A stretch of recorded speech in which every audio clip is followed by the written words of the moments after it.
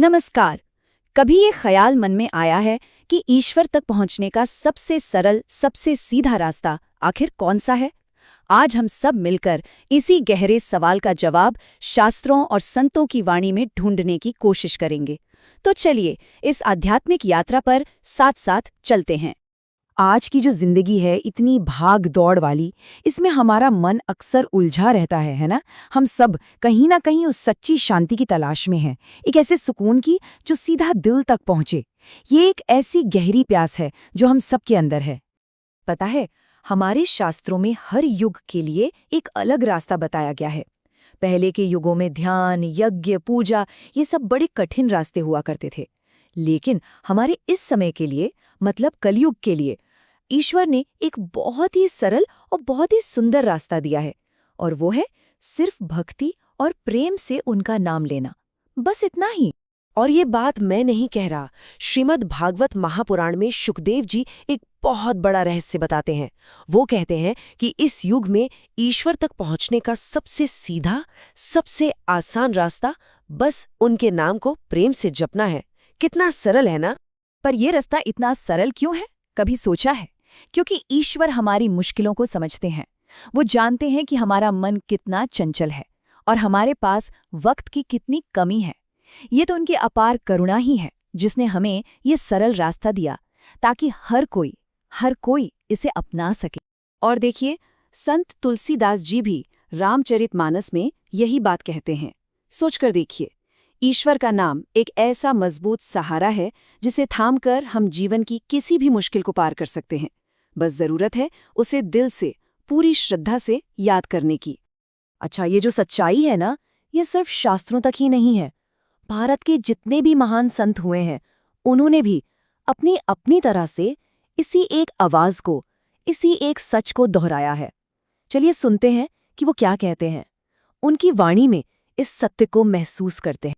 संत कबीर हमें क्या याद दिलाते हैं कि बड़ी बड़ी किताबें पढ़कर कोई ज्ञानी नहीं बनता। असली ज्ञान तो प्रेम के उन 2.5 अक्षरों में छिपा है। मतलब ईश्वर को पाने के लिए विद्वान होने की जरूरत नहीं, बस एक प्रेम से भरा हुआ दिल चाहिए। और मीराबाई, उनका पूरा जीवन ही हमें सिखाता है कि सच्ची भक्ति में कितनी शक्ति होती है।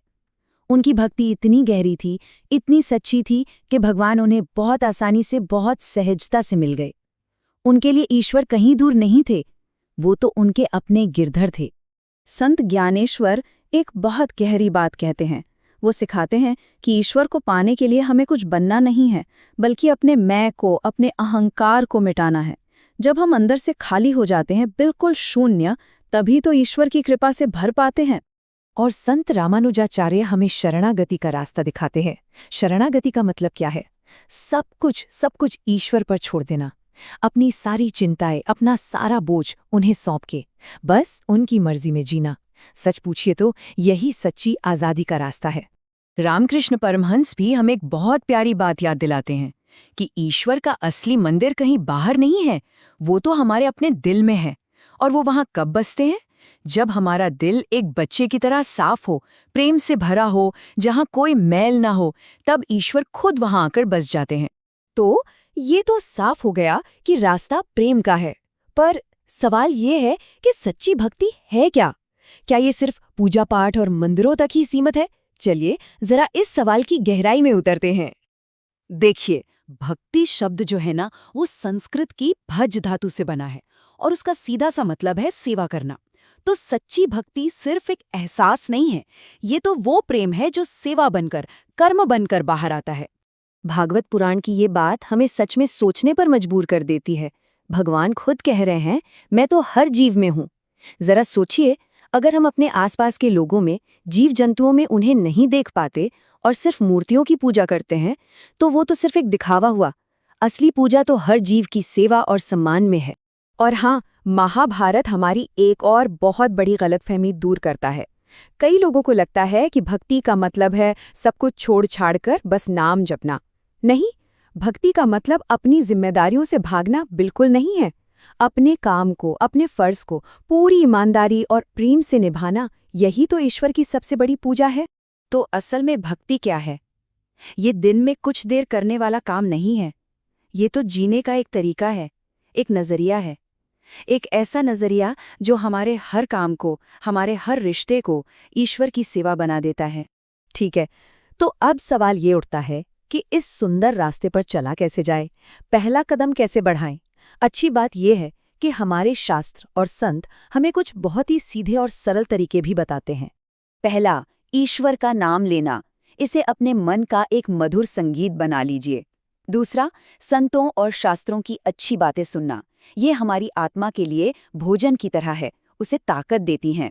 और तीसरा, जो सबसे जरूरी है, बिना किसी स्वार्थ के प्रेम और सेवा, अपने हर काम को बस ये समझकर करें कि ये ईश्वर की ही सेवा है।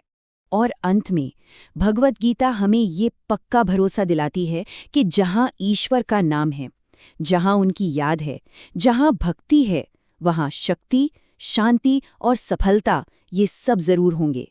ये कोई साधारण बात नहीं है, ये तो स्वयं ईश्वर का एक अटूट वादा है। तो क्यों ना आज इस विचार को अपने साथ रखें, आज ही अपने घर में, अपने काम पर ऐसा कौन सा एक छोटा सा काम हम कर सकते हैं जिसे हम सिर्फ एक काम की तरह नहीं बल्कि पूरे प्रेम और सेवा भाव से करें, और कोशिश करें उस छोटे से काम में ही ईश्वर को महसूस करने की।